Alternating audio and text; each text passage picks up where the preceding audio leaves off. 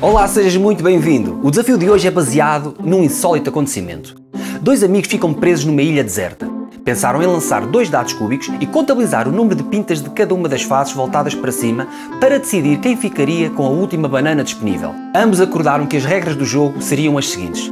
Se o maior número de pintas obtido nos dois dados fosse inferior ou igual a 4, ou seja, 1, 2, 3 ou 4, ganharia o jogador 1. Se o maior número fosse 5 ou 6, então ganharia o jogador 2.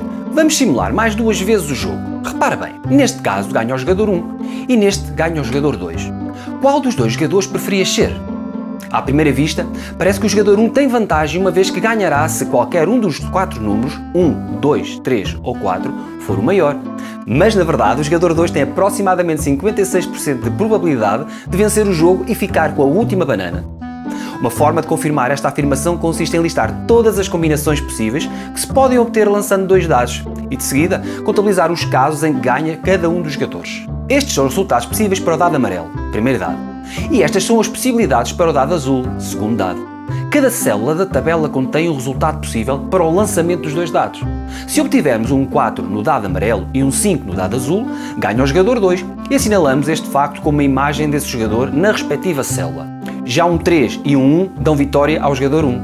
Existem ao todo 36 resultados possíveis, ou seja, 36 combinações que se podem obter com os números de ambos os dados. Cada um destes resultados tem exatamente a mesma probabilidade de ocorrer. Dizemos que todos os resultados possíveis são equiprováveis. Podemos agora comprovar que a nossa primeira impressão, caso tenha sido essa a tua primeira impressão, estava errada. Mesmo tendo o jogador 1 4 números vencedores e o jogador 2 apenas 2, a probabilidade de cada um dos números ser o maior dos dois não é a mesma. Só existe um caso em 36 possíveis no qual o número 1 é o maior. Mas existem 11 casos em 36 possíveis para que o maior dos dois números seja 6. Assim, se analisarmos todos os resultados possíveis, concluímos que o jogador 1 ganha em todos estes casos e o jogador 2 vence se forem obtidas estas outras combinações de resultados de cada um dos dados. Entre os 36 resultados possíveis, só 16 dão a vitória ao jogador 1, enquanto que 20 dão a vitória ao jogador 2.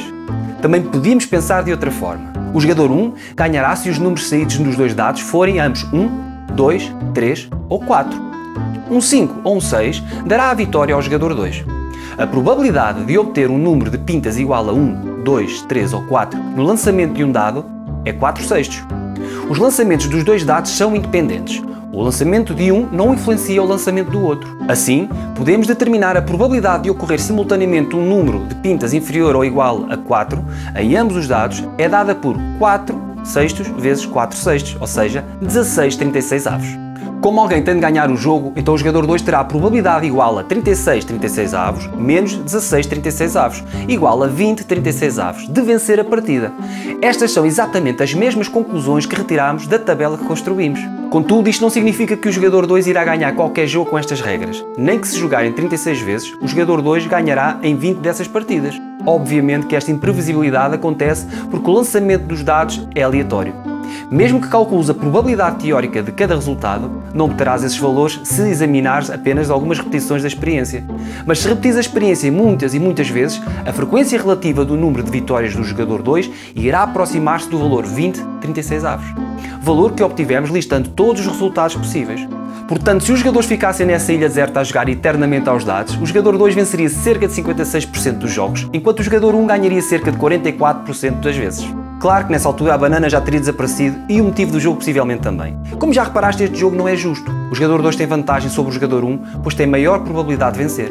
O desafio que te deixamos é o seguinte. Supõe que em vez de analisarem o maior número de pintas obtido em cada um dos lançamentos, os jogadores combinavam somar o número de pintas de cada um dos dados. Se essa soma fosse par, ganhava o jogador 1. Se fosse ímpar, ganhava o jogador 2. Será que agora o jogo é equilibrado? Um abraço.